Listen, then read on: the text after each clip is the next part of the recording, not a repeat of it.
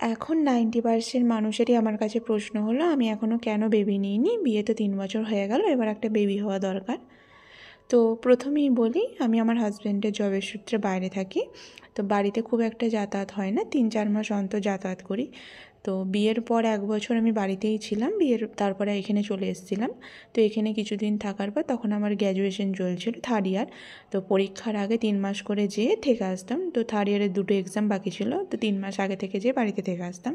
তো তখনই আর কি এই কথাগুলোর সঙ্গে আমি আরও ভালোভাবে পরিচিত হই।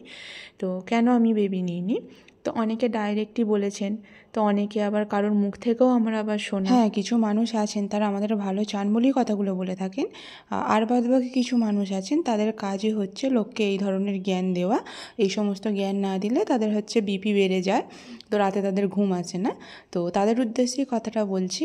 তো আমার যখন বেবি নেওয়ার সময় হবে, আমি আমার হাজব্যান্ড মনে করবো যে হ্যাঁ এই সময়টা আমাদের বেবি নেওয়ার উপযুক্ত সময়, তখনই আমরা বেবি নেব। তো ভালোভাবে ব্যবহার করতে শিখুন, ব্যবহারই কিন্তু একটা মানুষের সবথেকে বড় পরিচয়।